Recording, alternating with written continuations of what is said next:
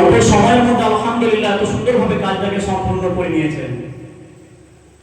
বিশেষ করে আজকে সবাই একত্রিত হয়েছে, আমরা কোনো রাজনৈতিক মঞ্চ নয়, আরো কোনো অন্যান্য পার্টির বা কোনো কিছুতে নয়, এটা শুধুমাত্র জ্ঞান চর্চা। জ্ঞান কি?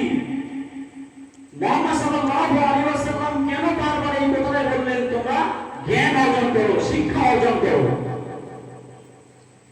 একজন জাহেল, সেও কোরআনের ভাষার কিছু কোরআন নিয়ে পড়ে ভাষা এবং মানুষকে বোকা বানাতে হয়, সেই জন্য কোরআনের বিরোধিতা করে, কিন্তু সেও জানে কোরআন শ্রেষ্ঠ।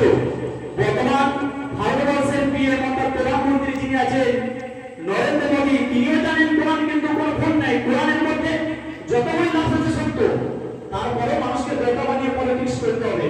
তিনি একটা মঞ্চের মধ্যে বলছেন যে আগার আল্লাহ শব্দের কে বাদ कोई लफ्ज कोई शब्द बार बार आया हो नहीं, অর্থাৎ তোমরা জ্ঞান অর্জন করো।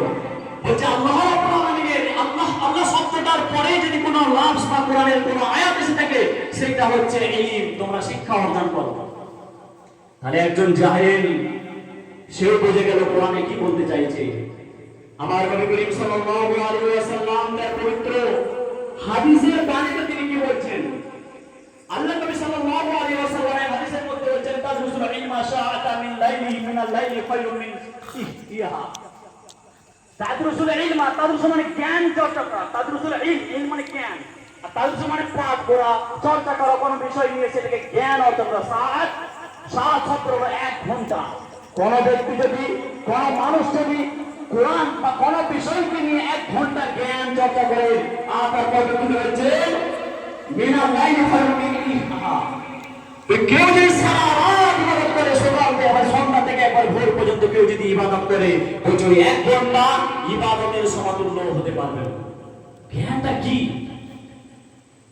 কবি হাফেজ ইব্রাহিম বলছেন যে মূর্খরা হচ্ছে মুরদাদের মতো, মৃত ব্যক্তিদের মতো, যারা মারা গেছে, যেমন সমাজে কোনো কাজে আসে না মৃত ব্যক্তিরা, মৃত ব্যক্তিরা, ঠিক সমাজের মূর্খরা। মূর্খ মানে বুঝতে পারছেন?